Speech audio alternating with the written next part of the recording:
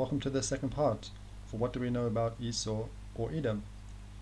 In this video we're going to be speaking about the hatred towards his brother Jacob. We did speak about this in our video where we tried to build a small foundation on Esau in this part 5 of our first series. And speaking about this hatred, that it didn't stay with Esau, it carried on throughout his descendants. The hatred was perpetual. We're going to be speaking about that. Let's first start with this important prophecy for Esau from Genesis 27. And by thy sword shalt thou live, and shalt serve thy brother, and it shall come to pass when thou shalt have the dominion, that thou shalt break his yoke from off thy neck. We're going to be looking for when we can see evidence of this, thou shalt serve thy brother, in the history, and also, when do they break the yoke, from off their neck. So we're going to be looking for that. The first story that I've picked is the Amalekites in Exodus 17. Now this is when the Israelites are coming out of Egypt in the Exodus, and the Amalekites attack them, and it's attacking the Israelites when they're vulnerable. They've been in captivity. It's a great multitude with women and children. It's an unprovoked attack, and it's showing that that hatred and that animosity towards their brother Jacob. So that's quite an early example of this this evidence of this hatred. Now we're going to go to another one. So this is Numbers 20. Thus Edom refused to give Israel passage through his border, wherefore Israel turned away from him. So Israel was asking to pass through the land of Edom, but we see that Edom is refusing. So they can't do anything nice for their brother. It's a brother nation, and still a long time after Esau, and they haven't forgiven. They can't do anything kind to their brother. Okay, now this is 2 Samuel 8, in the time of King David. And he put garrisons in Edom. Throughout all Edom put he garrisons. And all they of Edom became David's servants. And the Lord preserved David whithersoever he went. And David reigned over all Israel. And David executed judgment and justice unto all his people. Here we see now evidence for the fulfillment of that prophecy. We're starting to see it because we can see Edom became King David's servants. So King David subduing Edom. Now we can start to see the fulfillment of that prophecy. Okay, now we in 2 Kings chapter 8. In his days Edom revolted from under the hand of Judah, and made a king over themselves. So in this period we can see that now Edom's trying to revolt, trying to break that yoke. And it says that so Joram went over to Zair, and notice here the spelling. This variation with this spelling is very close to what we were speaking about in our previous video about the land of Zair. So very close.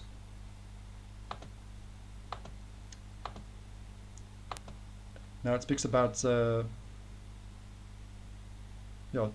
smoting the Edomites. So we can see during this period that the Edomites are trying to break the yoke, but still not quite able. That Jacob is still strong. But it does say about Edom revolting from under the hand of Judah. So we can see now that they're trying to revolt. They're trying to break that yoke during this period of these kings. Okay, let's go to another example. This is 2 Kings 14. This is during the period of King Amaziah. And it says that he slew of Edom in the valley of Salt 10,000, and took Selah by war, and called the name of it Joktiel unto this day. So we can still see that Edom's not able to break that yoke. That the power of the power of Jacob is still strong. And so Edom not able to break the yoke. But now we're getting closer to the history of when we're getting towards the of the captivities. So that's what we're going to speak about now, because we have the Babylonian captivity. When King Nebuchadnezzar comes against Judah, and this is a very famous passage. I've only got a part of it, but we can now get a very strong feeling of the hatred for Esau against Jacob. Let's read these verses. For thy violence against thy brother Jacob, shame shall cover thee, and thou shalt be cut off for ever. In the day that thou stoodest on the other side, in the day that the strangers carried away captives his forces. So speaking about the Babylonian captivity, and foreigners entered into his gates, and cast lots upon Jerusalem, even though was as one of them. So it's saying how the Edomites are actually, one of them actually taking part in this, in these atrocities. But thou should not have looked on the day of thy brother, in the day that he became a stranger. Neither shouldest thou have rejoiced over the children of Judah in the day of their destruction. It's actually rejoicing in the time of their destruction. Neither shouldest thou have spoken proudly in the day of their distress. Thou shouldest not have entered into the gate of my people in the day of their calamity. So here God is saying about, this is my people. Thou should not have looked on their affliction in the day of their calamity, nor have laid hands on their substance in the day of their calamity. Neither shouldest thou have stood in the crossway to cut off those of his that did escape. So, the Edomites even preventing those, trying to escape from this disaster, and they wouldn't even, allow those people to escape to safety. So this is a very powerful chapter to really understand what we said we're going to speak about the hatred towards his brother Jacob. And now, I don't think we can say that Edom has broken the yoke completely, because it is a point in time where Judah is going to be in captivity. So Jacob hasn't got Edom's not under the yoke of Jacob, but we now in the period where the Babylonians are in power, so they're under a different yoke, if that makes sense. Let me just show you what I mean. If we go to Jeremiah 27, it says about and send to them the king of Edom, and to the king of Moab, and to the king of the Ammonites, and to the king of Tyrus, and to the king of Zidon, by the hand of the messengers which come to Jerusalem, unto Zedekiah king of Judah. So it's speaking about this, if we go to this part here. And now have I given all these lands into the hand of Nebuchadnezzar, the king of Babylon. So now, all these nations are under the hand of Nebuchadnezzar, even Edom. So they're not under the yoke of Jacob now, but they actually now under the yoke of the Babylonians. So I just wanted to show you there a little bit of history of this hatred, and also this kind of struggle for Edom to break the yoke. But let's try to see now where we can find a bit more evidence of when they actually do start to fully break the yoke. So if we go to Edom, this Wikipedia page, and see if we can find some history that speaks about this. Now, when the Babylonians came, it started to change the geography, because the Edomites started moving into the land of Judah, because a lot of the southern kingdom was taken into captivity. So the Edomites started moving into the land, and there were also Nabateans moving into the territory of Edom.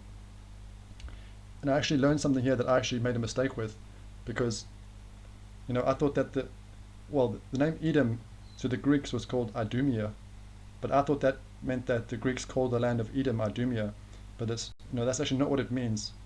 So the land of Edom was known as Edom, but what's known as Idumia is actually the land of when the Edomites moved into the southern kingdom, if that makes sense. Let me try to see if I can read it here. It might make more sense if I read it from here.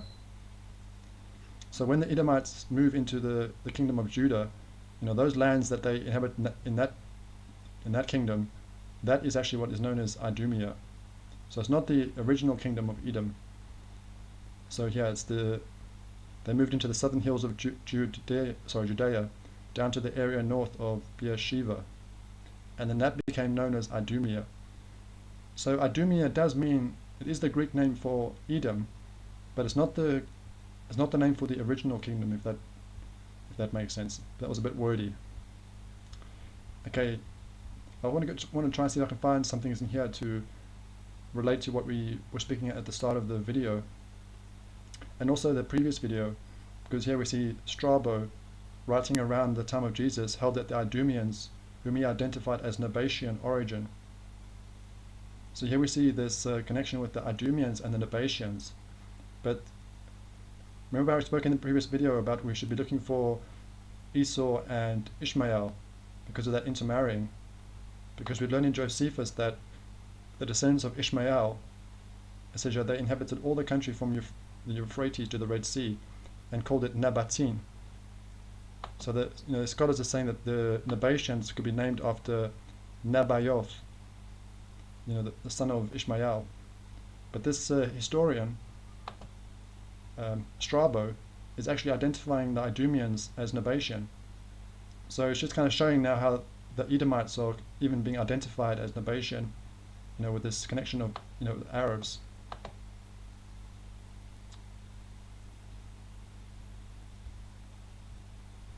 Okay, let's see what else we can find here. So we spoke about that they displaced the Horites because the Horites actually were living in Zaire, it was their land, and he's saying that they displaced the Horites. But in the book of Joshua, they spoke about it more as a war.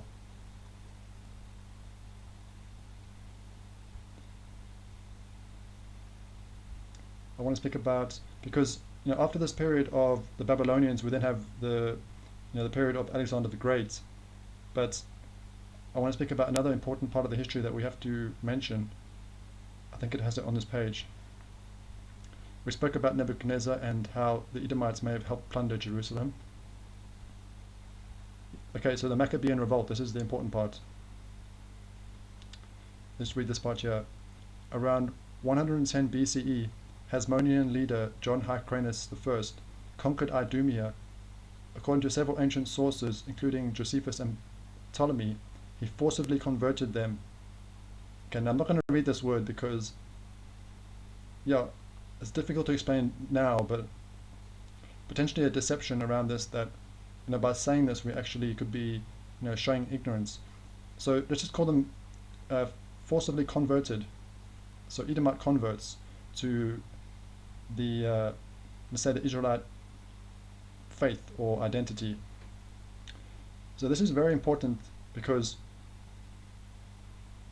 what we're seeing here is during this period, 110 BCE, that the Edomites, they still haven't been able to break the yoke because now they're actually being forcibly converted. So that's kind of what we're speaking about, that when is Edom actually fully broken the yoke off? Because even here now, getting close to the turn, coming close to the time of Jesus, we can see that under the Hasmoneans, the Edomites, they're still under the yoke and now being converted. So this is very important for us to think about, that we actually have Edomite converts. I think that's going to be the way I'm going to phrase it, taking on the identity of Israel and the customs. That's something very important that we have to think about. Okay, now we're going to speak about Herod, because this also can try show us a few things that we were speaking about in the previous video. Okay, so we're going to speak about Herod, and you see how it says here that he was a Roman Jewish clan king. Now, remember what we were speaking about in the previous video as we speak about this. It says here that he was born around 72 BCE in Idumea, south of Judea. So remember, Idumea is not the same as Edom. I hope that kind of made sense, that Idumea is, where the Edomites moved down, and that new area being known as Idumea. And he was the second son of Antipater the Idumean, so he's an Edomite. And his mother, they say, was a Nabatean Arab princess. So now we see this connection between the Nabateans and the Idumeans. And now these Idumeans being described as an Arab people. That's what we're starting to see here.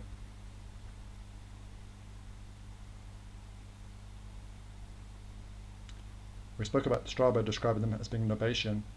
but we do know that the Nabateans are also described as the Ishmaelites with Nebaioth, son of Ishmael. Okay, this is the part I wanted to read here. So it says, Herod rose to power largely through his father's good relations with the Roman general and dictator Julius Caesar, who entrusted Antipater with the public affairs of Judea. So in the previous video we were speaking about, Edom becoming one kingdom with the Kittim, and we said, can we try to find some evidence for it? Now, I definitely won't say that this is proof, but it's interesting how we have Edom and Edomites described as having good relations with the Roman general. So an Edomite having a good relation with the Roman general dictator Julius Caesar, and he's entrusting this Edomite with the public affairs of Judea. And we're going to also read another part here about Herod becoming king. Let's read this part here.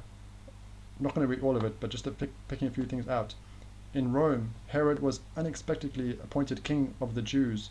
I didn't really want to say that, but by the Roman Senate.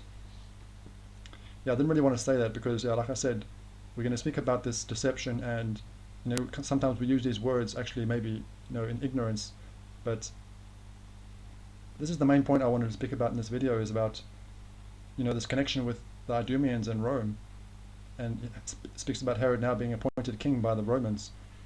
So we can't say that it's proof for what we spoke about in the previous video, but it is interesting how we're seeing this this relationship with the Edomites and the Romans, and the Romans are giving the Idumeans their power. So we kind of see that the Romans are the dominant party, and they're giving the power to Herod to rule. So very interesting. Now, there was something else I wanted to read in this previous page. I think it was a bit further down, just to kind of finish this video. This part here is also interesting as well, from Strabo. It says that like we said already, he thought the Idumeans are Nabateans, but owing to a sedition they were banished from there and joined the Judeans and shared the same customs with them. So here we see about the Edomites becoming converts and sharing the customs. So it's very important information in this video about, we can see the relationship between Edom and Rome, and I saw on this page how it describes Herod as being a friend of the Romans. So we can't say it's proof for what we spoke about in the previous video. We said we were looking for some evidence for this relationship between Rome and Edom. So we are seeing it on the historical record, but we can't say that proves the story of Jasher. But it is very interesting with this history. And now we get into the period now, as we finish this video, because we said, when does Edom break the yoke? If we go to that verse before we finish, thou shalt have the dominion, thou shalt break his yoke from off thy neck. Now in this point of history, we can actually see Herod is being made king. So we have an Edomite ruling over the Judeans. Let's use that word better. Let's use that word rather, than this word. Maybe we'll speak about why I don't really want to use these words. But in this point now we can see we're getting to the point now where that yoke is coming off, and now we have an Edomite ruling over the Judeans, over Jacob, let's say, and we're also getting close now to where the Romans are going to destroy the temple, and we're going to get to the end of the Israel, the southern kingdom, should we say rather, the end of the kingdom, and the final captivity, and that's going to be now where that yoke is going to be lifted off, because we get these, we get the story of the story known as the 10 lost tribes of Israel, and Judah is in that captivity and scattered to the four corners. So Jacob can't now rule over Edom, and now Edom is now free of the yoke. But there was this one last thing I wanted to read before we finished. I think it was here somewhere. Here, this part here. It says, after the Jewish-Roman wars, the Idumean people disappear from written history. So now it becomes very difficult to know what happened to the Edomites, the way it describes here that they disappear from written history, and what happened to the Edomites. It's going to be difficult now to try and see what happens after this period, and trying to, where are the Edomites today? Who are the Edomites?